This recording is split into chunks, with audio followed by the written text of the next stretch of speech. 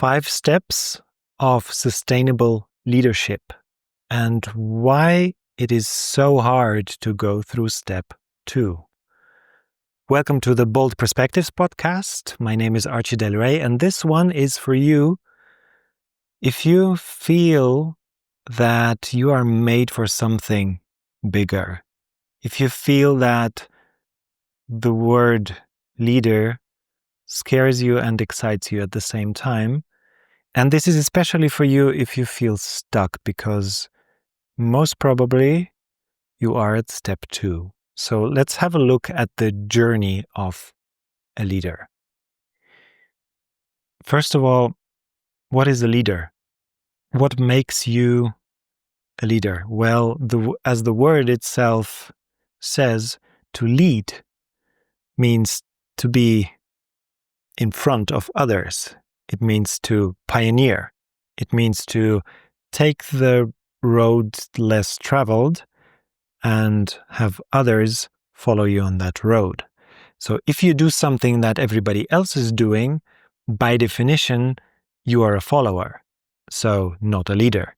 Now, you cannot force other people to follow you, right? So the leader is never chosen by himself, but the leader is chosen by his following. Then the question becomes, what makes other people follow? And the answer is relatively simple. It's because they can connect with the cause.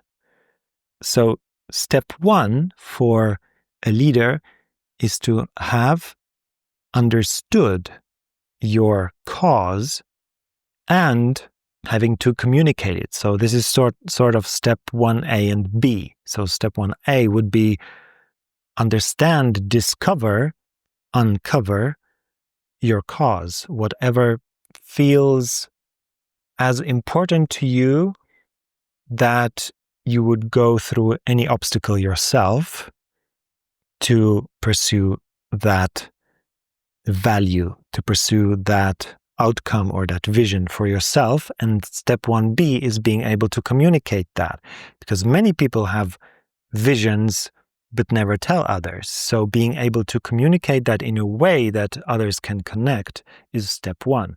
And this is usually also what is taught in basic leadership. So this is not the interesting part.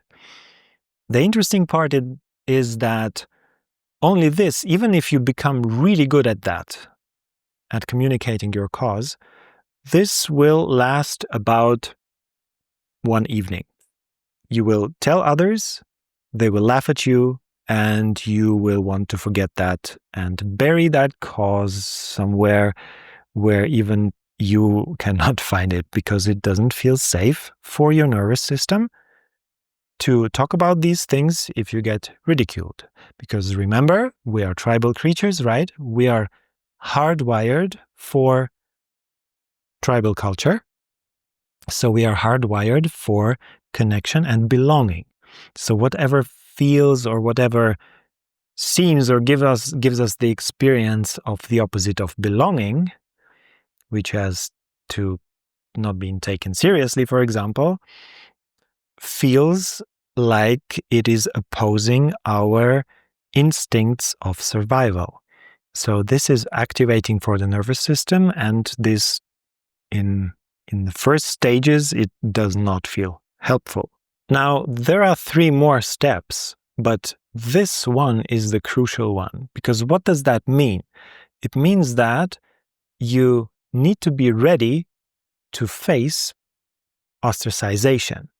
Like, you literally need to go against your own biology, and not maybe, but as a fact, because everything that is new is generally unsafe for the nervous system. The nervous system always prioritizes the known, the status quo.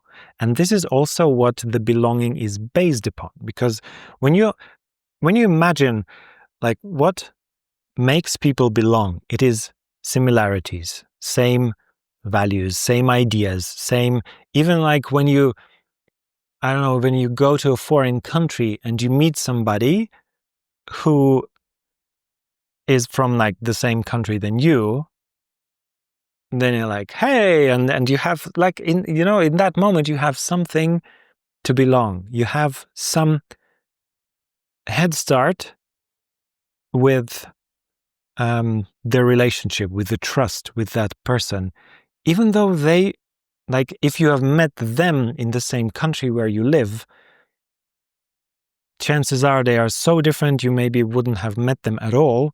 And if you would maybe have thought, what a weird, different person. But as soon as you are in a different country, suddenly you have something in common. And that creates instant belonging. So most of the belonging that we experience is actually based on comfort. It is based on status quo. It is based on whatever is the state that we are in, not the state where we want to go to. So any visions that you have of a brighter future, no matter how bright, will be different from what is now, hence will be different from what the belonging of you and your tribe is based upon. Hence, any vision, no matter how bright the future is that you see in your visions and in your cause, it will be opposing the natural instinct of preservation. Let that sink in for a minute. Like going against your own biology by prioritizing the cause that you know is possible, that you kind of feel in your bones, over what gives you safety in the now, is something that makes no sense until you expand the sort of frame of like your viewpoint in space and time. What do I mean by that? It means you imagine not just the effects of your visions, your whatever you want to go for right now, but you imagine it in further future, in that future where even those people who are opposing you get it. And you also expand it in space, not just time. You also kind of take a more bird's eye view on that thing that you want to go for. So you kind of include that resistance, that threat, actually, to your nervous system and the nervous system of others. You include that compassionately into that vision itself. Imagine this. You're telling me that you believe in world peace. And I look in your eyes and I say, I think you're crazy. And your nervous system reacts with, oh, I'm in danger zone. But that other bit, that other aspect of you knows not only that you want that, not only that it is possible somehow, but also that it is actually in my interest, even though what I say is that it's not. That means you include me before I actually understand that I should belong to your cause as well. And you have to arrive at that point where you not only believe that it is the right thing to pursue, but that the actual not pursuing of that cause that you feel just feels wrong. That you know that your life will be wasted, that you know somewhere in your bones that you're wasting your time if you're doing anything else than pursuing that, even in the face of opposition and being ridiculed and being ostracized and potentially looking like an idiot and having no friends anymore and having your family think you're crazy and whatever the consequences might be. That will give you the fuel that will be just enough to endure that phase, because it is a phase. No state is finite, not even the state that looks so freaking dangerous for the nervous system because you get left alone with your idea, but that will make you endure that phase until you find those other people on the other end of the famine, where you might literally be alone with your idea. On the other end of that phase, you will find those people who actually do not think that you're crazy, but who actually share that resonance. But you need to endure that phase and keep your clarity until you attract those people into your life. And when that people find you, then you will have a head start in trust with them because they take you seriously. They feel that they themselves feel understood in that cause that they feel because it is similar to yours. And you had the guts to share it, and you had the guts to lose your initial tribe of belonging in order to pursue that goal. That will make them trust you initially. And that will be your step 2, the pursuit, the grit, the persistence that you show. But then you will have to re-earn and reinvest in that trust again and again and again. So you basically need to show up for your new tribe. And you basically need to give them that belonging that you did not get. That creates a strong community. But as love and belonging grows inside the community, as grows the hate outside of the community.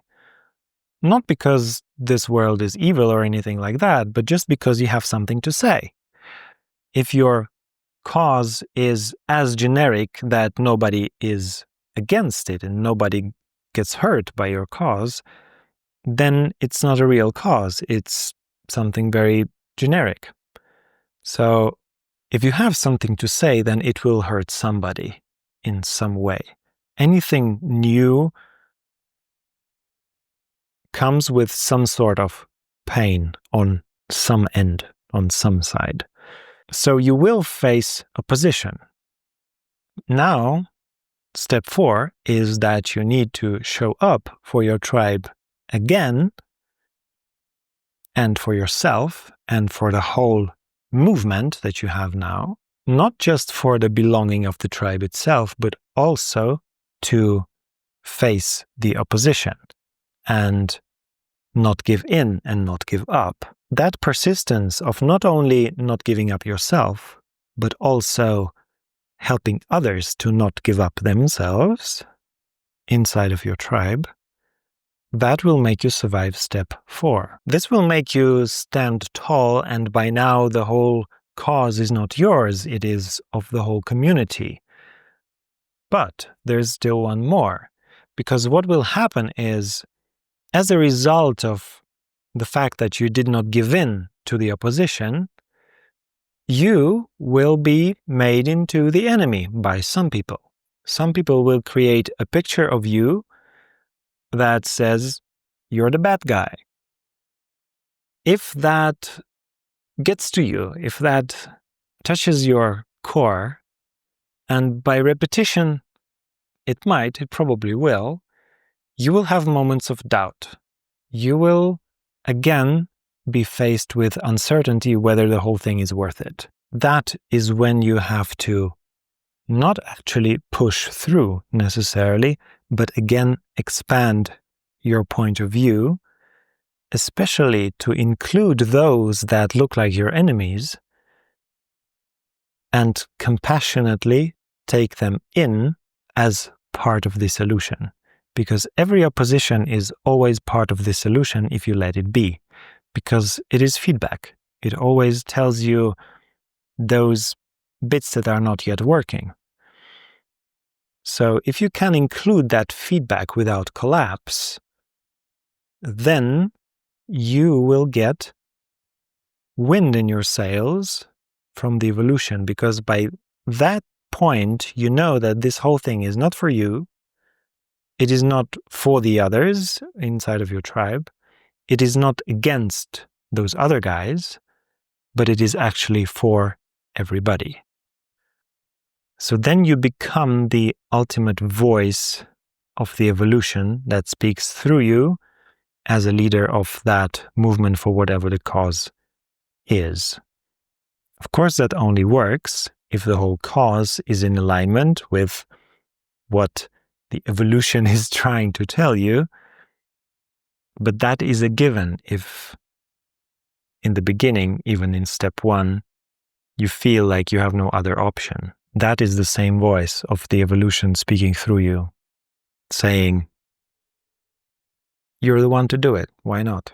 So as you see in execution, true leadership, sustainable leadership is probably one of the hardest paths to take. And at the same time, one of the easiest, because you know you do not have any other option anyway. So I hope that was helpful. Thank you very much for listening. That was the Bold Perspectives podcast with Archie Del Rey, and take care.